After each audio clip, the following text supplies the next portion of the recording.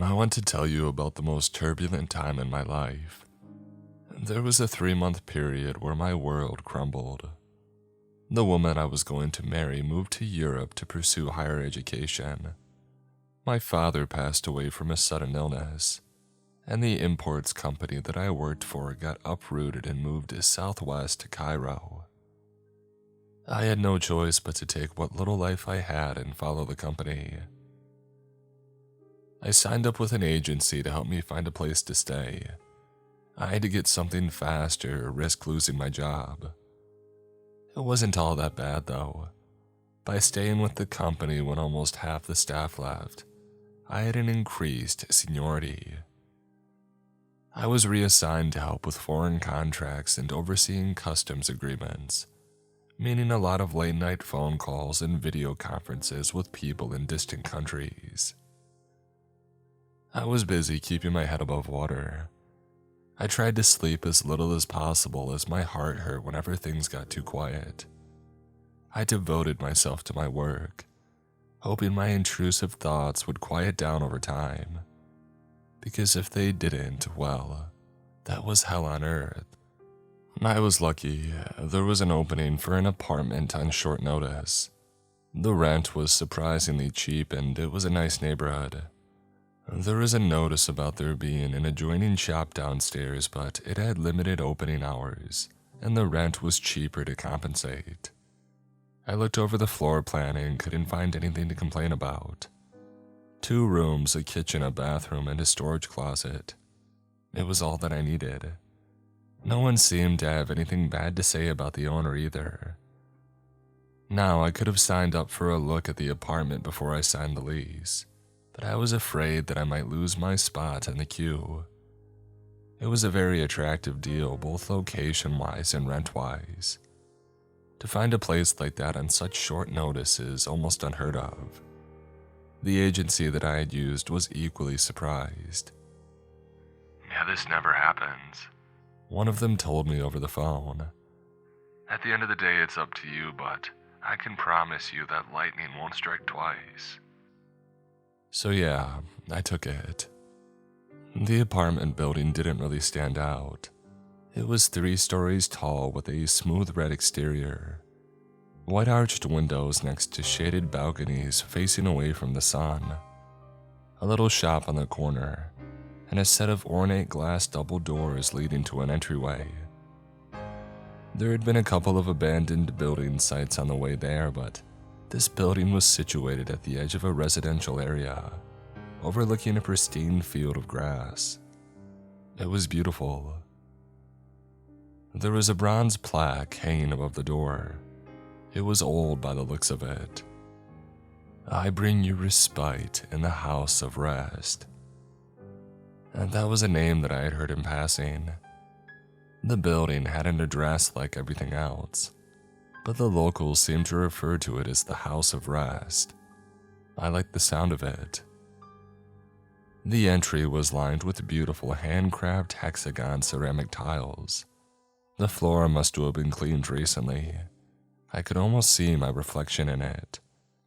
There was a smooth breeze blowing through the hallway, and it's as if all the hustle and bustle of the city stopped at the closing of the doors. It was quiet. So refreshingly quiet. The agency had given me a key to the mailbox, which is where I got the keys to the apartment. I was up on the 3rd floor. There was no elevator, but I figured I could do with some exercise. It's good for the legs. There was a total of 16 apartments in the House of Rest. 6 on the bottom floor, 6 on the middle floor, and 4 on the top. The top apartments were a bit smaller, but were rumored to have the best view. The mailbox already had a piece of paper sticking out, an advertisement for a local restaurant. I could see the same blue-tinted paper sticking out of all the other mailboxes as well. I brought it along, figuring I might as well check it out someday after work. I didn't know anybody in town, but that wasn't going to stop me from celebrating a little. I opened the mailbox and got my keys and went up to my apartment. I didn't see anyone when I went up there, but I could hear them. People laughing, somebody playing the piano, a jingle from a radio playing in a distant room. It was lively but not intrusive. I quite enjoyed it. It made me feel a bit less alone. Going up to the 3C apartment, I was a bit hesitant. I figured maybe it was all too good to be true. Maybe this was where the scam revealed itself. But no, I was wrong. It was wonderful.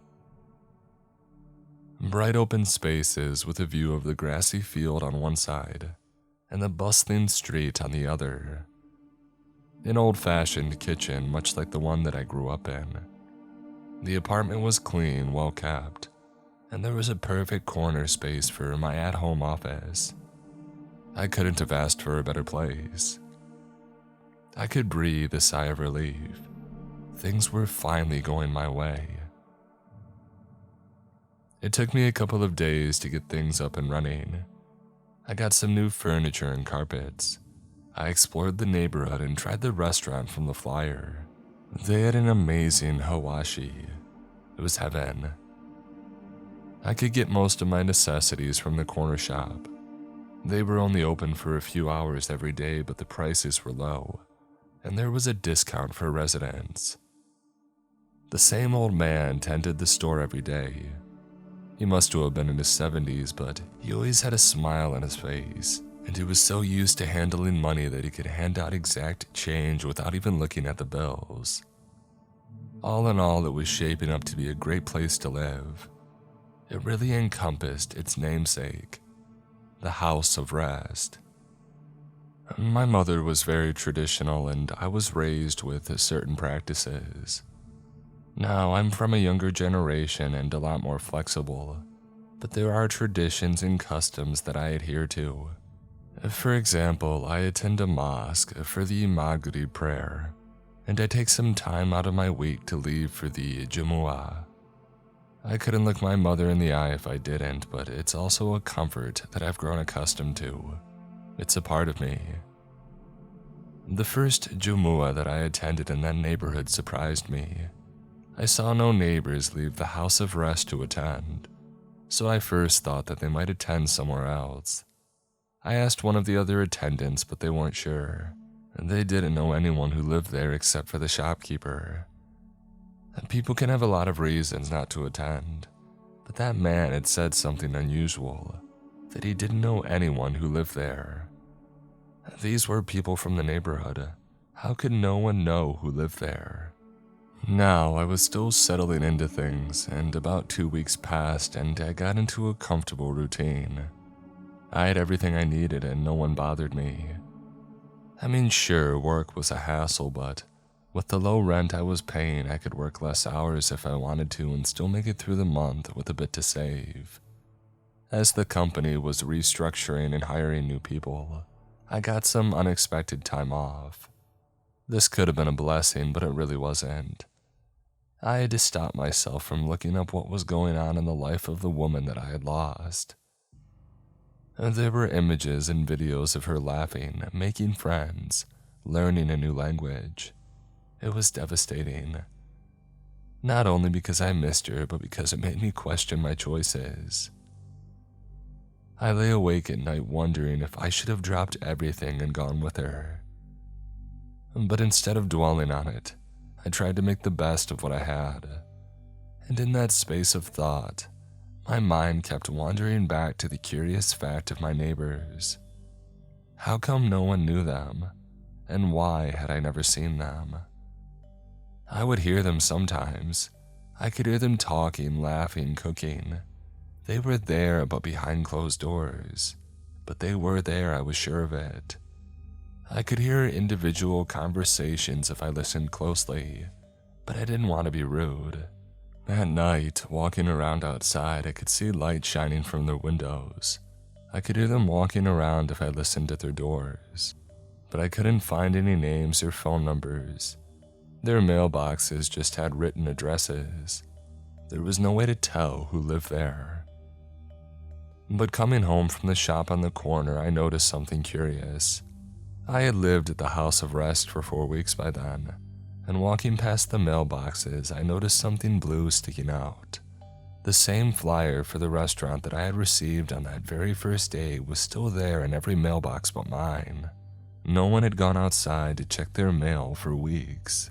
This caused me some concern. I decided to go down to the corner shop to ask the shopkeeper. I figured he had worked there for years, maybe decades. He must have seen someone at some point. I waited until a couple of kids scurried out and then I walked up to him.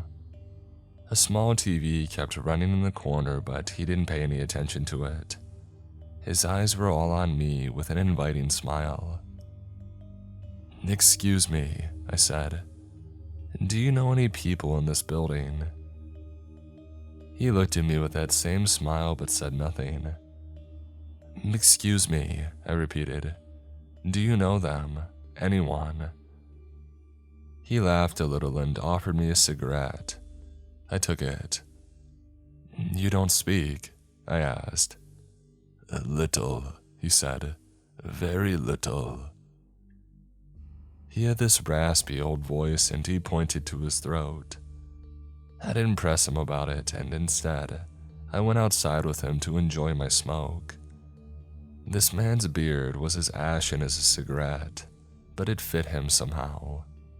We just stood there for a moment in silence, watching the busy street, people rushing by like the blood of a vein. There was something organic to it, and just stepping back for a moment to calm my nerves. I don't think it was the cigarette, it was the perspective. "Yafu," the old man said. "To be." "Yafu," I repeated. "You know him?" The old man nodded, giving me a tap on the shoulder.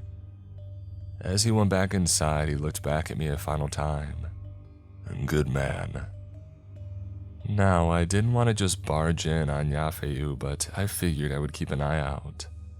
I had never set foot on the second floor, I had no reason to. But I couldn't help but be curious about what kind of people my neighbors were. There had to be a reason why so many of them never left. Maybe there was another reason the rent was so cheap. Another week passed. I was getting into a routine where I rarely had to leave home. Apart from going out to pray, I pretty much never left my apartment. The corner shop had gotten some of my favorite food brands, so most food and drink that I wanted could be bought right downstairs. It really became my haven. Going outside and getting bombarded by the sounds of the city grew increasingly frustrating. I still had to leave for in-office work a couple of times per month, and when I did, I longed to get back home. One time after returning from a long day, I saw a man leaving the house of rest. He was about my age but wore surprisingly old-fashioned clothing. I walked up to him trying to get his attention. He turned to me with a calm demeanor, his hands open. "Are you Yafu?" I asked. "Yes, that's me," he said. "The old man at the corner told me that you live here," I said. "I just moved in, so we're neighbors." "A neighbor," he smiled. "What a blessing. Come, dinner's on me."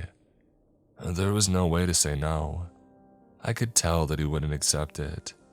And besides, this was the first neighbor that I had spoken to. I had to know more. Yafu told me that he had lived in the house of rest with his wife Rashida for years. He was originally a repairman, but he had sold his business for a hefty profit and was technically in between jobs, but there was no hurry. "With rents this cheap, I can live off that sale for years," he said. "I only do some extra work on the side when I want to get Rashida something special." "What about the others who live there?" I asked. "Do you know any other neighbors?" "No," he said matter-of-factly. "We all keep to ourselves. It's our piece of heaven, no need to bother it." "It really is a house of rest," I said. "It really is. We're very blessed." Before we went our separate ways, there was one question that I had forgotten to ask. So before we said goodbye, I turned to him. "I have to ask," I said. "What were you doing today?" He turned to me with a cheeky smile. I must confess, I have a vice, he said. I get a bottle of red wine for my wife and I get a pack of smokes. The good brand, not the cheap stuff from the store. It's my one indulgence, I swear.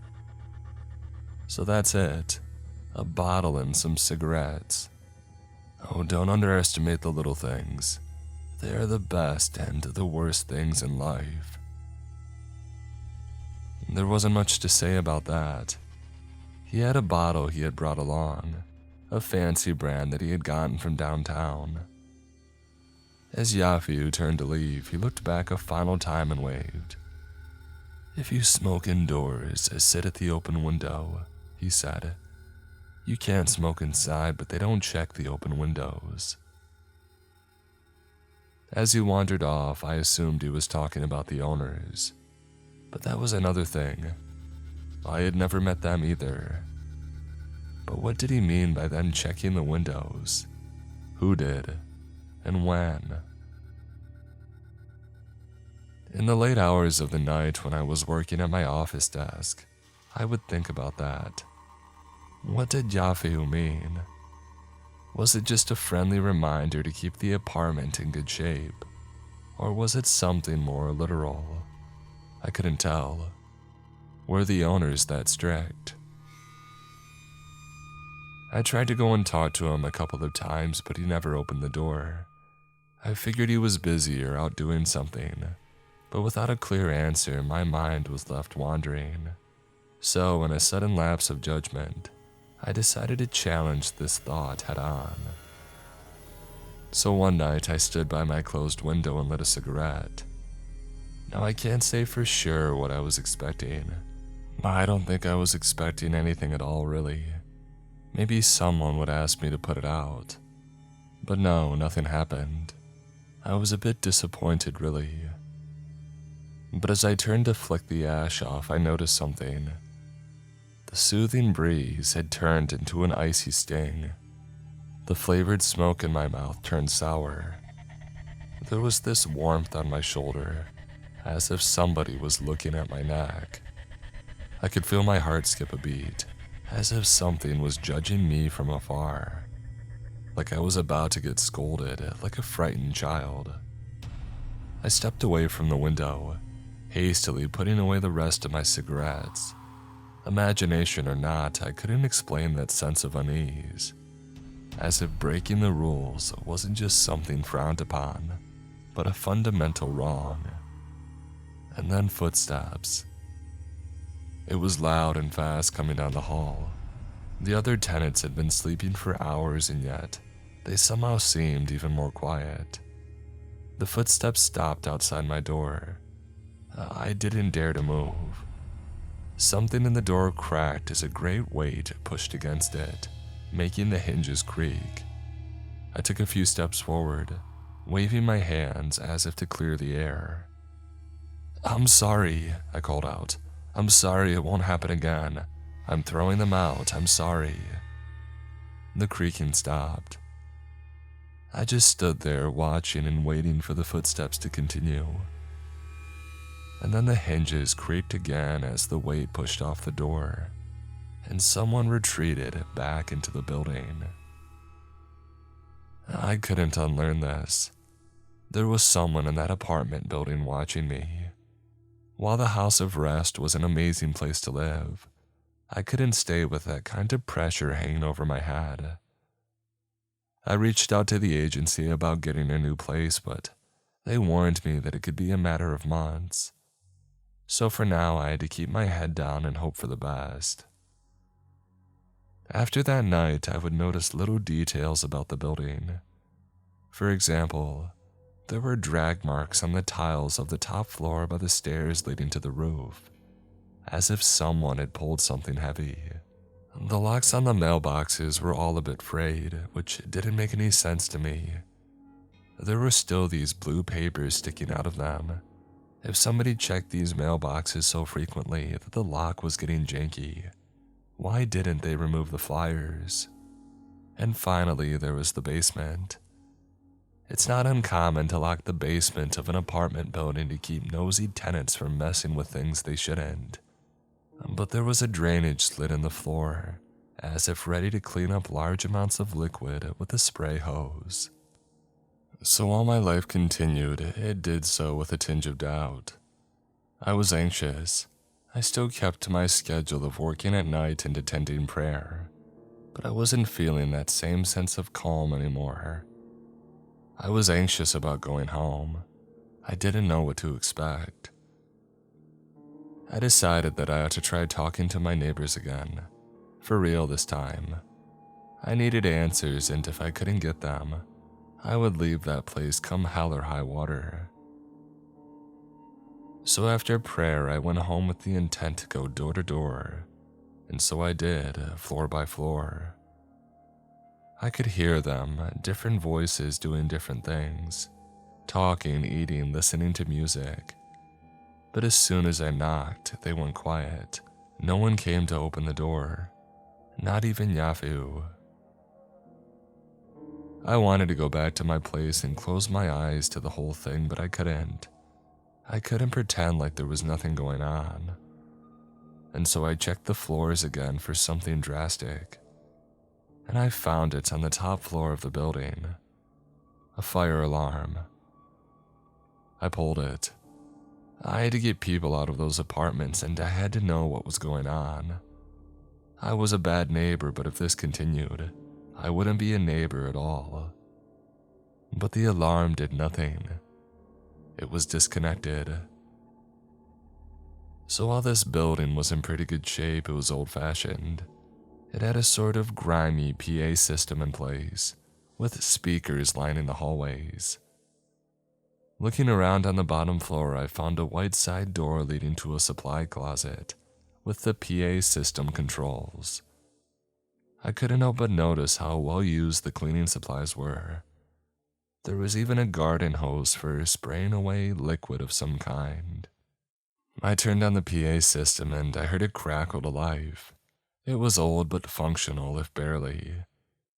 I had to click the button a couple of times to get it to work, and as a first test, it only picked up every third syllable or so. My voice barely came through the old wires, coming out as a distorted and crackling mess. But after a couple of seconds of adjusting it, and holding the cable at just the right angle, it worked. "Please exit the premises," I said. "You need to leave your apartment. This is a temporary measure." I didn't recognize my voice, and it carried so slow that I could hear myself on the floors above. This had to do the trick.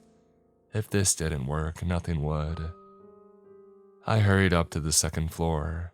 Every door was closed, and it was quieter than usual. And then one by one, the doors would open. Doors clicked and swung open tentatively. Careful eyes looked outside, scanning the premises for answers. There was Yafu, of course. Next to him, his wife Rashida. But there were others too. Beautiful young couples, some with children. Each and every one of them a picture-perfect couple or family. And all of them as healthy and well cared for as you could hope for. They started walking out into the hallway. I could hear the same happening on the floor above. "What's going on? Is there a problem? Do we need to leave? He said we shouldn't leave. I don't want to leave. Please don't make me, please." The PA system crackled again as it rose to life. Everyone looked up. "Return to homes. It growled and spattered. Go back inside." I couldn't tell if the distortion was from the voice of the speaker or the struggling electronics, but people weren't sticking around to get an answer. A heartbeat later, they threw themselves back into their apartments. The final face that I saw was Yafu, apologetically closing and locking his front door. I hurried up the stairs, rushing towards my apartment. Something was moving downstairs. I could hear footsteps rushing at full speed, hot on my trail. I didn't look back. I just hurried back to my apartment, grabbed my keys, and slipped. The keys sailed across the hallway, landing somewhere in the harsh shadows of a sharp overhead light. and someone joined me in the hallway. The old man from the shop. His back was straighter and he looked taller. I just looked at him, not knowing what to expect. And then he spoke. It was the same raspy old voice as I had heard down in the shop, but there was something else to it. It wasn't just a tired old voice. It was something deeper. It wasn't just a sick man. It was something inhuman struggling to find speech in something not designed to talk. And as his eyes reflected in the dark, like a cat on the hunt, he spoke again. "You." I rushed forward, grabbing my keys. He ran towards me. Not just a brisk jog, but a full-on sprint. I could never have anticipated how fast he was. I fumbled with the keys as they stuck to my sweaty palms, and I barely got back inside before he got to me. I closed the door but didn't get a chance to lock it. Before my fingers could reach, the door burst wide open, leaning off its hinges. The old man was tall enough for his head to reach the ceiling, but it wasn't a normal height. It was something unnatural about his proportions. As his neck extended, his head brushed against the ceiling and bent backwards at a breakneck angle, as his limbs grew elongated and boneless. His head leaned backwards, as if looking backwards, but the body never turned away from me. His arms, now longer than my entire body, pushed me across the room, breaking my kitchen table as I bruised my tailbone. "You defy a sanctuary," it spat. "You defy rest." With a single arm, it pulled the oven out of the wall and grabbed the live wire connecting to it. Without skipping a beat, it pulled on the wire, ripping it straight out of the wall, while still connected. It sparkled and popped in protest as he moved closer. "You were hurting. You were ready." It stabbed the wire past me and into my workspace, bursting my computer wide open with a violent bang. It was so hot that one of the windows cracked. "This will not fall into ruin," it growled. "It is no house of flies." With its free arm, it grabbed my shirt, pulling me up to my feet. I was choking on my own spit as I looked into a shapeless, flesh-like void. As the old man's skin came apart, all that was left underneath was a strangely textured dark, like a walking night. "This will not corrupt," it growled, pulling me closer. "It is no house of lies." With the last bit of air in my lungs, I wheezed out what words I could. It's a house of rest," I whispered. "Sanctuary. Home." "Home," it repeated. It poked a long finger into my chest and I felt my breath turn cold. "Where heart is." Something ached in me, something terrible and deep, like my nerves turning upside down. It forced my eyes back into my skull, as if I was trying to look at my own spine. As I collapsed to the floor, gasping for air, it was gone.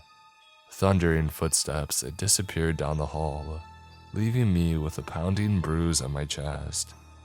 I tore my shirt open and looked for bleeding.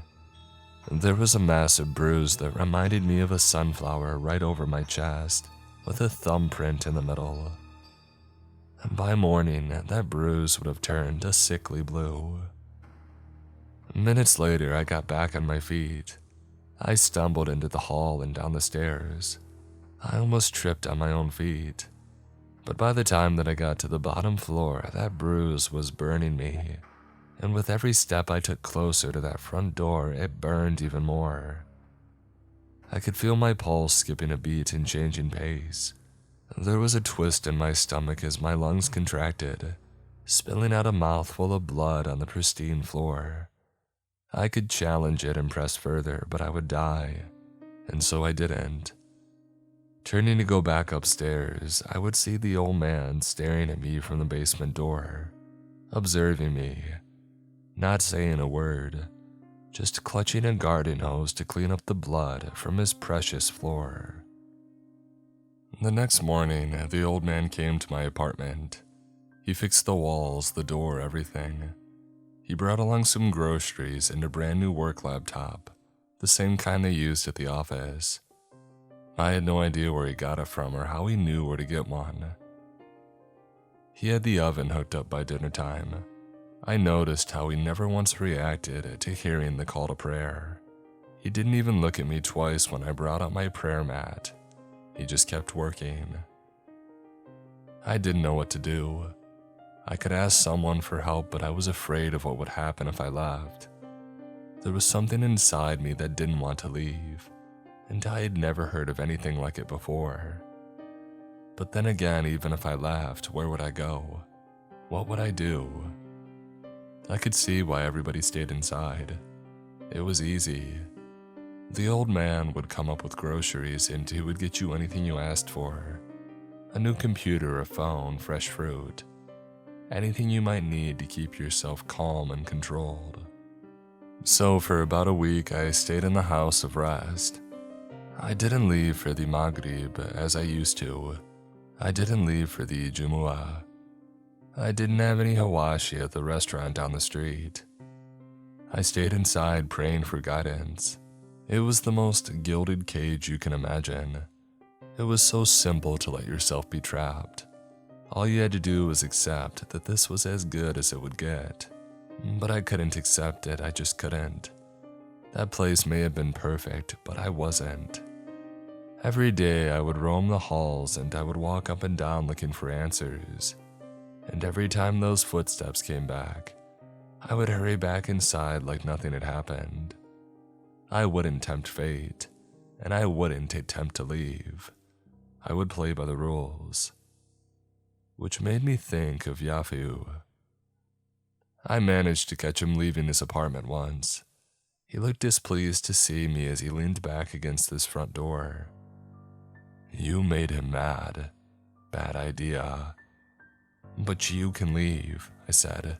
How can you do that? He lets me. It's only a small indulgence, a little wine, a pack of smokes. There's a trust. I've never had the urge to escape, so he doesn't care.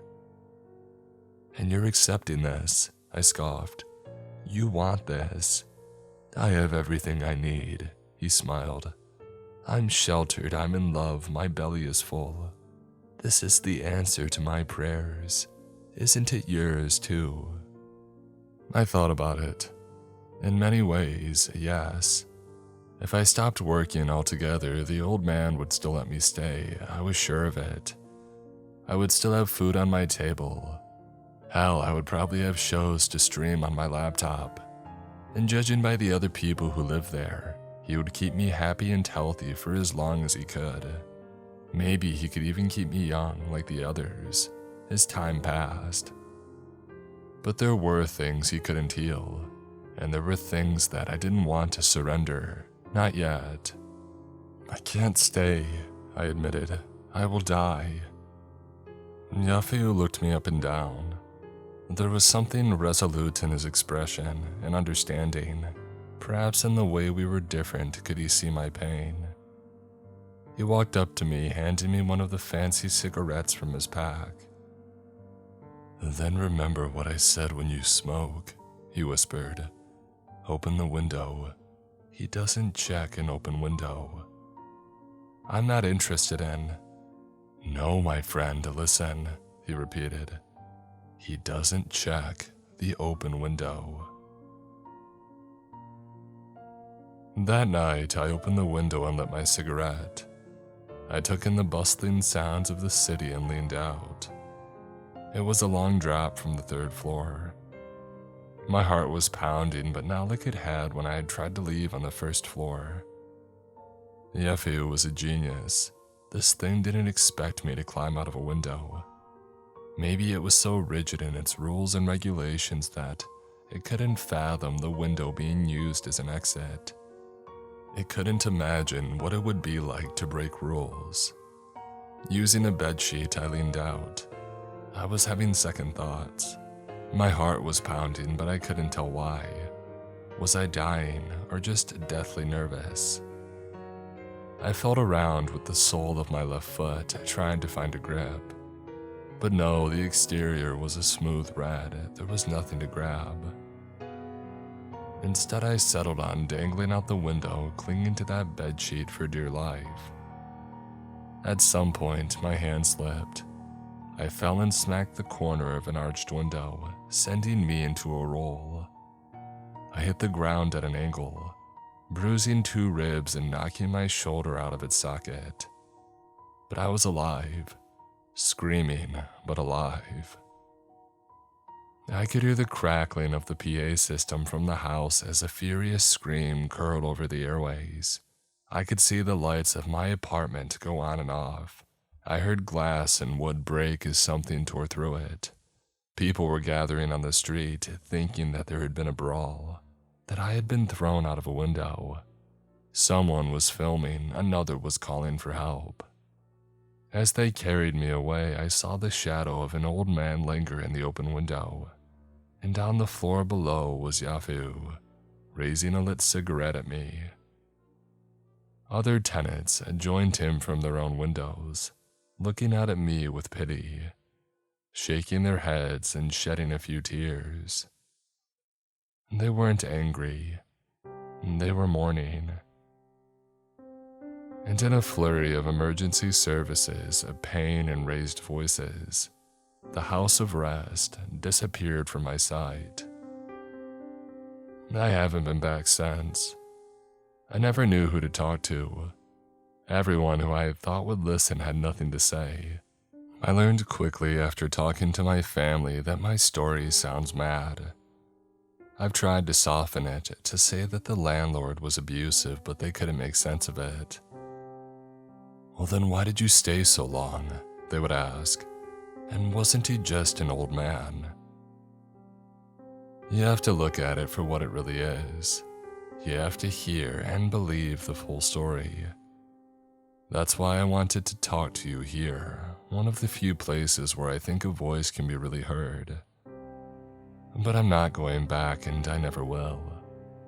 The bruise on my chest has long since turned into little black strings. Most of the time it just looks like roots, but it flares up sometimes. When it does, the surrounding skin gets this mild tint of blue, like the image of a strange sunflower. I can also kind of see it in the cold. It's like it's always there waiting just under the skin. Not too long ago, I reconnected with my lost love in Europe.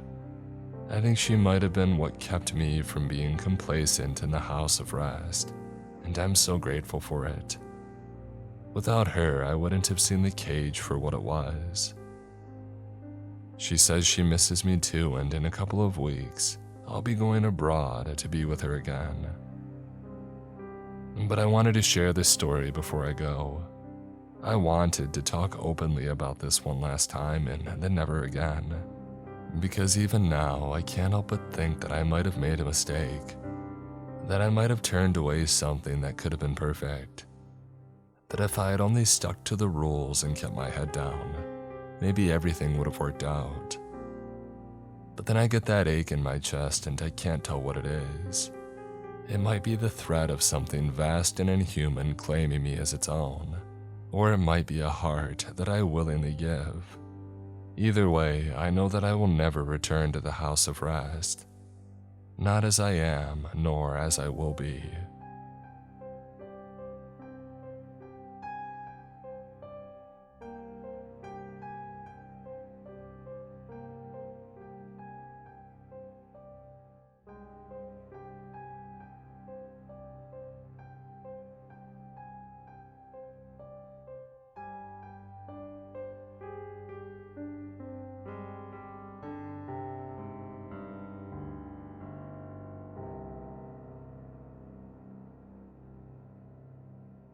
Susan Corndecki, Rain, Nelson Asada, Die Screaming, Me, Gasher, Dalamagara, That One Woodsman,